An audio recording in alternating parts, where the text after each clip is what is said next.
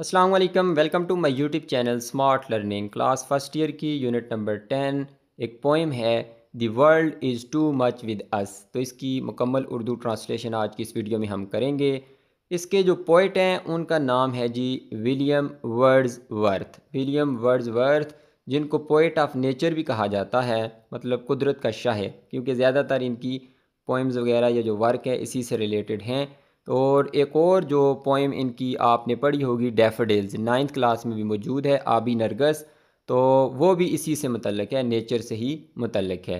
और अगर देखा जाए तो इनको ये इंग्लिश रोमांटिक पोइट थे, ठीक है, इंग्लिश रोमांटिक पोइट थे विलियम वर्ड्सवर्थ। और थीम की अगर बात करें इस पोइम की, तो इस पोइम की थीम है जी एप्रिसिएशन, कि आप एप्रिशिएट करें, हौसला अफजाई करें, एंड प्रिजर्वेशन और तहफ़्फ़ुज़ फराम करें। किस चीज़ को? नेचर को, कुदरत को।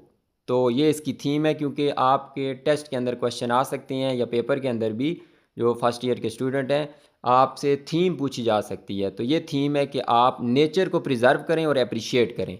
और अगर बात की जाए विलियम वर्ड्सवर्थ की, तो इनकी पैदाइश हुई थी जी 7 अप्रैल 1770 को, और वफ़ात हुई है 23 अप्रैल 1850 को। मतलब 80 साल की इनकी एज थी। और एक और बात याद रखने के लिए इसकी आसान है कि अप्रैल में ही पैदा हुए, अप्रैल में ही फोत हुए। इनको नेचर से प्यार था, तो बहार में ही पैदा हुए और बहार में ही फोत हो गए। तो चलें जी इसकी ट्रांसलेशन की तरफ चले जाते हैं। The world is too much with अस। इसका मतलब क्या है कि हम दुनिया में बहुत ज़्यादा मगन हो गए हैं, बहुत ज़्यादा मसरूफ़ हो गए हैं, दुनिया के ही होके रह गए हैं। और एक बात की जाए तो ये एक सोनेट है। सोनेट क्या होती है जी? ऐसी पोइम होती है जिसकी जो 14 लाइन पे मुश्तमिल होती है। तो जो इसका पहला स्टेंजा है वो 8 लाइंस का है, और जो दूसरा स्टेंजा है वो 6 लाइनों का है। इसके बाद एक और हम पोइम पढ़ेंगे ओजिमेंडियस, तो वो भी सोनेट होगी। अच्छा, सोनेट 14 लाइन की होती है पोइम, ये तो आपको पता चल गया। पहला, अब मुख्तलिफ इसके होते हैं सोनेट, मुख्तलिफ किस्म के इसके सोनेट के स्टाइल होते हैं।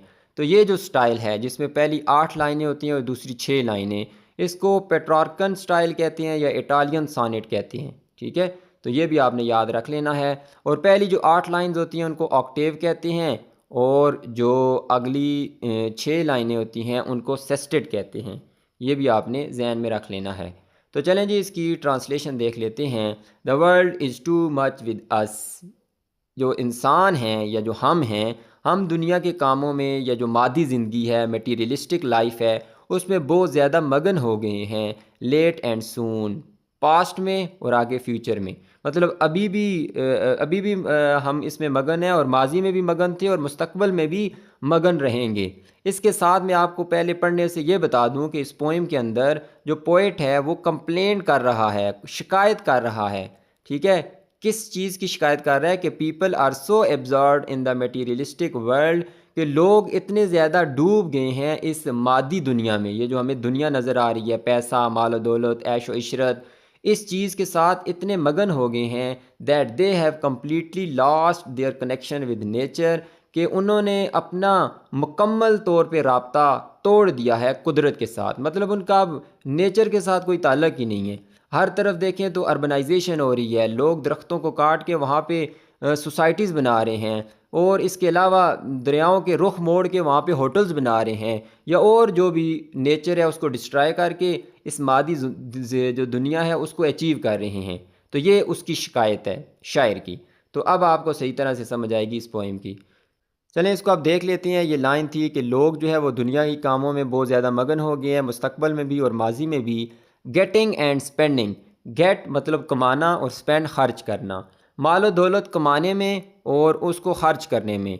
वी ले वेस्ट आवर पावर्स, तो हम जो है अपनी तवानाइयाँ बर्बाद कर देते हैं।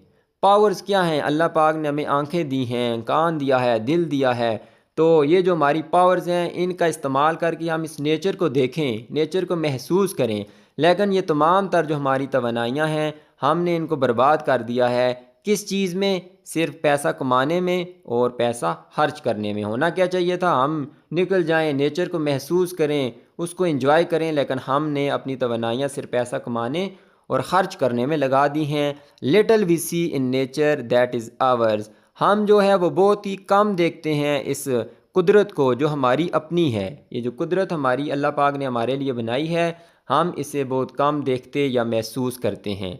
We have given our hearts away a solid boon, हमने अपने दिल मतलब अपनी तमाम तर तवनाइयाँ, अपनी जो चाहत है या दिल है वो दे दिया है। किसको दे दिया है? अ सॉलिड बून। सॉलिड कहते हैं जी मतलब डर्टी या घटिया या गलीज़, गंदा कह सकते हैं। और बून कहते हैं नेमत को, ब्लेसिंग को। तो यहाँ पे एक फिगर ऑफ स्पीच है, इसको भी आपने जहन में रखना है। ऑक्सीमोरन, ऑक्सीमोरन क्या होती है? जब दो अपोजिट वर्ड्स या कॉन्ट्राडिक्टरी वर्ड्स, जो मुतजाद अल्फाज इकट्ठे इस्तेमाल हो जाएं, तो वहाँ पे वो फिगर ऑफ स्पीच होती है ऑक्सीमोरन। अब यहाँ पे देखें, एक वर्ड है सॉर्डिड, जिसका मतलब है घटिया या गंदा या बुरा कह सकते हैं, और बून नेमत। अब नेमत तो अच्छी होती है, नेमत को तो हम बुरा नहीं कह सकते, लेकिन ये बुरा और अच्छा जब दोनों अपोजिट वर्ड्स इकट्ठे आ गए तो ये ऑक्सीमोरन फिगर ऑफ स्पीच बन गई। इसके अलावा अगर सिंपल एग्जांपल मैं आपको दे दूं तो आप जुमला पढ़ते हैं जी बिटर स्वीट, कड़वा मीठा, या इसके अलावा ओरिजिनल कॉपी कह सकते हैं। तो ओरिजिनल और कॉपी दोनों मुतजाद अल्फाज हैं, तो ये भी एग्जांपल है ऑक्सीमोरन की, और भी आप देख सकते हैं।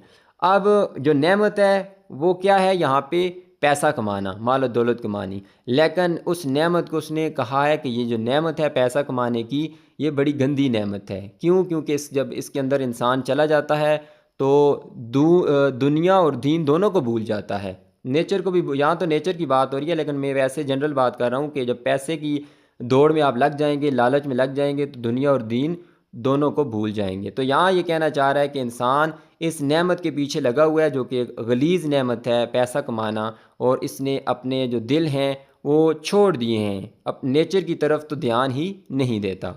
दिस सी, ये समंदर, दैट बेयर्स, जो खोलता है अपना चेस्ट, अपना बॉजम, अपना चेस्ट टू द मून, चांद के लिए। तो रात के वक्त आप देखते हैं, मतलब ये समंदर है तो ऊपर चांद होता है, समंदर का जो दिल होता है या छाती होती है, चेस्ट, बॉजम कहते हैं चेस्ट को, अपना सीना जो है वो खोलता है, और उसमें अक्स पड़ता है किसका? चांद का। तो वो उसके लिए खोलता है, और एक हसीन मंजर होता है कुदरत का। The winds that will be हॉलिंग all at all hours, वो हवाएं जो क्या हो रही होंगी, चीख रही होंगी, ठीक है।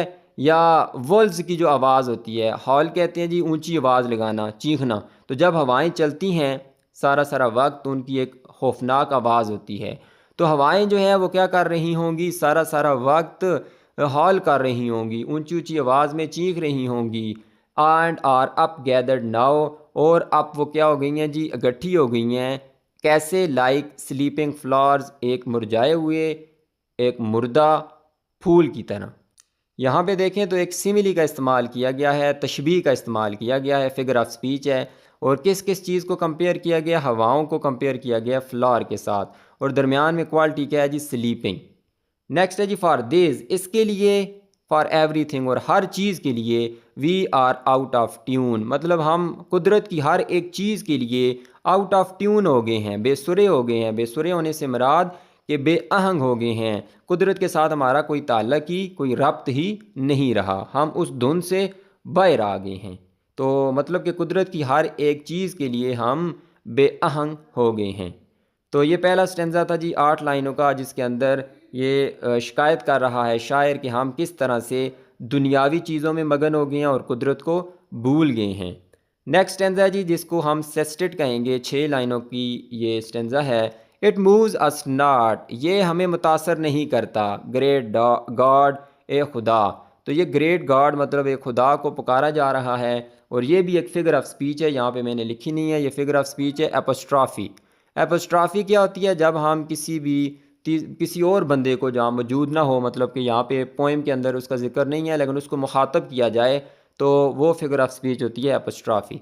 तो यहाँ पे देखें कहा जा रहा है कि अजीम खुदा, खुदा को मुखातब किया जा रहा है। आई वुड रादर बी, मैं जो है वो बनना चाहूँगा अ पैगन, एक पैगन कहते हैं जी वो बंदा जिसका कोई ख़ास, कोई एक मेन रिलीजन ना हो। जैसे अभी हमारा रिलीजन है जी इस्लाम, इसके अलावा और मज़ाहिब हैं, ठीक है, हिंदू हैं, ईसाई हैं, इसके अलावा यहूदी हैं, उनका अपना अपना एक मज़हब है। लेकिन जो पैगन होता है उसका कोई जो है ना मेन रिलीजन नहीं होता, कोई उसका मज़हब नहीं होता, और वो नेचर वर्शिपर होते थे पहले के ज़माने में, उनके लिए कुदरत ही सब कुछ हुआ करती थी। तो वो कहता है कि मैं एक लादीन होना चाहूँगा, ए खुदा, ये चीज़ हमें मुतासर नहीं करती, ये जो कुदरत है ये हमें मुतासर नहीं करती, इससे हमें फ़र्क ही नहीं पड़ता। तो ए खुदा, मैं इससे अच्छा है कि एक लादीन हो जाऊँ, एक पैगन हो जाऊँ। सकल्ड इन अ क्रीड आउटवार्न, जिसने परवरिश पाई है एक ऐसे अकीदे में जो कि पुराना है। आउटवार्न वैसे बहुत ज़्यादा पहनने के बाद जो चीज़ फट जाए उसको कहते हैं, मतलब इससे मुराद पुराना है। तो आउटवार्न जो पुराना अकीदा है, मैं उसमें परवरिश पा के एक पैगन बनना चाहूँगा। इससे तो अच्छा वो है कि मैं एक पैगन बन जाऊँ। सो माइट, ताकि मैं, आई स्टैंडिंग ऑन दिस प्लेजेंट ली, ताकि मैं जो है वो खड़ा हो जाऊँ इस खुशगवार जो मुर्गज़ार है, जो सब्ज़ मैदान है, जो मेडो है, उसके ऊपर। ली कहते हैं जी ग्रासी लैंड को। ग्रासी लैंड जो सब्ज़गाह होती है, जो सब्ज़गाह को मुर्गज़ार भी कहते हैं, सब्ज़ मैदान भी कहते हैं, मेडो भी कह सकते हैं आप। तो उसके ऊपर मैं खड़ा हो जाऊं। कह रहा है कि मैं एक पैगन बन जाऊं ताकि मैं एक मेडो के ऊपर खड़ा हो जाऊं जो कि प्लेजेंट हो, हर तरफ जो है ना ग्रास हो और एक खुशगवार माहौल हो, सरसब्ज़ शदा मैदान हो। ये एक इमेजरी है। इमेजरी क्या होती है कि ऐसी कोई भी टेक्निक जो आपकी हमारे सेंस आर्गन है 5, उनको अपील करे। तो यहाँ पे ये विजुअल इमेजरी है। इसको पढ़ने से हमारे जहन में वो इमेज आ रही है कि हर तरफ सब्ज़ा होगा, एक मेडो होगा। तो ये एक इमेजरी है। Have glimpses that would make me less forlorn, और मुझे मनाजर नज़र आएंगे, या ग्लिम्प्स कहते हैं झलक को, तो मुझे झलक नज़र आएगी या मंजर नज़र आएंगे जो मुझे कम तन्हा करेंगे। अभी इस ज़िंदगी में, इस दुनिया में जहाँ पे हर तरफ लोग पैसे की दौड़ में लगे हुए हैं, इसने मुझे तन्हा कर दिया है, फॉरलॉर्न कर दिया है। लेकिन जब मैं एक पैगन हूँ अगर, और ये ख्वाहिश कर रहा है कि मैं पैगन होता काश, और मैं उस सरसब्ज़ व शादाब मैदान में खड़ा होता और वहाँ मनाजर देख रहा होता, और जिससे मेरी तन्हाई कम हो जाती। हैव साइट ऑफ प्रोटियस, और मैं झलक देखता या मंजर देखता प्रोटियस की। प्रोटियस जो है वो ग्रीक मिथोलॉजी है, उसके अंदर एक गॉड है जो समंदर से निकलता है, जिसको सी गॉड कहते हैं। और वो अपनी जो शक्ल है वो बदलता है, ठीक है, वो शक्ल बदलता है। तो वो कहता है कि मैं मंजर देखता समुंदर से निकलते हुए प्रोटियस की, उस देवता की। तो अगर मैं पैगन होता तो समुंदर के किनारे या मेडो पे खड़ा होता, और वहाँ पे एक तो सरसब्ज़ शदा मैदान देखता और नीचे समुंदर से निकलते हुए प्रोटियस को देखता।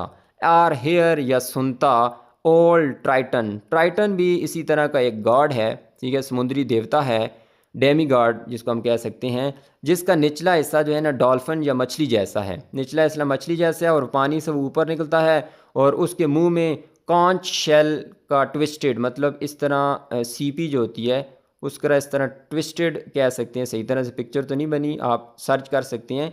कॉन्च जो सीपी होती है उसका ट्विस्टेड हॉर्न बना होता है, एक बाजा सा बना होता है। तो वो क्या करता है, उसको बजाता है, उससे मुख्तलिफ ट्यून्स वगैरह या आवाज़ें निकालता है। तो वो कहता है कि मैं उस जगह पे खड़ा होकर प्रोटियस को देखता समुंदर से निकलते हुए, और ट्राइटन को देखता उस जो ट्विस्टेड कॉन्च शेल है उसको बजाते हुए, और मुख्तलिफ धुनें उसकी सुनता। मतलब कि इसका कहने का ये है कि मैं नेचर को एंजॉय करता। लेकिन ये कैसे होता कि कह रहा है कि मैं इससे अच्छा है एक लादीन हो जाता, पुराने दौर का बंदा होता, एक नेचर वर्शिपर होता, जो कि एक मुर्गज़ार या मेडो पे खड़ा होके इन तमाम मनाजर को देखता, अपनी तन्हाई को भी कम करता, उस प्रोटियस को भी सुनता और ट्राइटन को भी, प्रोटियस को भी देखता और ट्राइटन को भी सुनता। तो इस पोएम के अंदर विलियम वर्ड्सवर्थ ने, वही मैंने जैसे आपको बताया, कंप्लेन की है कि हम जो है वो फितरत को भूल चुके हैं और जो ये मादी दुनिया है इसमें मगन हो चुके हैं। उम्मीद करता हूँ आपको वीडियो पसंद आई होगी। वीडियो अच्छी लगी है तो इसको लाइक कर दें, चैनल को सब्सक्राइब कर दें। अल्लाह हाफिज़।